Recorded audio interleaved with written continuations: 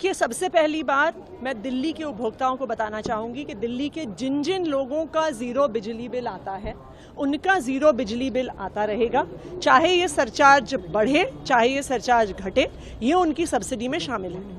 लेकिन मैं दिल्ली के लोगों को और देश के लोगों को ये बताना चाहती हूँ कि आज अगर दिल्ली जैसे शहर में भी बिजली का दाम बढ़ रहा है तो ये सिर्फ और सिर्फ केंद्र सरकार की वजह से बढ़ रहा है।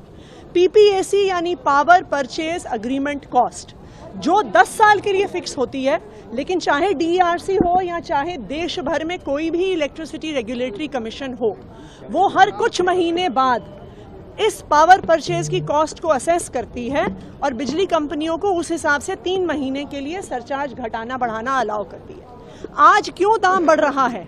इसलिए बढ़ रहा है क्योंकि केंद्र सरकार की मिसमैनेजमेंट की वजह से आज देश में कोयले का दाम महंगा हो गया है। आज भारत के 75 साल के इतिहास में पहली बार एक कोयले की आर्टिफिशियल शॉर्टेज हो गई है। उस कोयले की आर्टिफिशियल शॉर्टेज की वजह से कोयले का दाम बढ़ रहा है। केंद्र सरकार ने अब जबरदस्ती करी है कि कोई भी अगर कोयला खरीदेगा तो उन्हें 10% इंपोर्टेड कोयला यूज करना पड़ेगा। इंपोर्टेड कोयले का दाम भारत के कोयले से तकरीबन 10 गुना ज़्यादा है।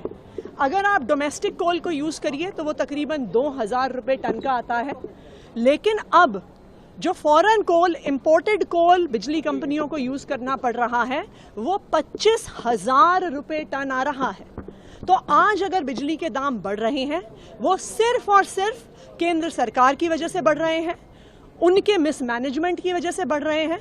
और हम तो ये भी जानना चाहेंगे कि जो कोल इंपोर्टर्स हैं उनकी केंद्र सरकार की उनके साथ क्या साठगांठ है कि 10 गुना दाम पर वो जबरदस्ती कर रहे हैं कि कोयला खरीदना पड़ रहा है। जिनके बिजली के दाम उनके ये दाम बढ़ेंगे, आप ये कह रही हैं? मतलब 200 यूनिट से ज्यादा वालों का कितना असर पड़ेगा मैम, अगर इसको थोड़ा सा बता दें। समझना चाहते थी तो लोगों के बिल पे कितना असर पड़ेगा, यूनिट वाइज भी ये थोड़ा बिल वाइज भी आप तो देखिए, जिनके 200 यूनिट तक के फ्री बिजली बिल आते हैं उन पर कोई असर नहीं पड़ेगा, लेकिन जिनके बिल बिना सब्सिडी के आते हैं उनमें पर यूनिट कोई फर्क नहीं पड़ेगा क्योंकि टैरिफ्स तो ऑलरेडी फिक्स्ड हैं।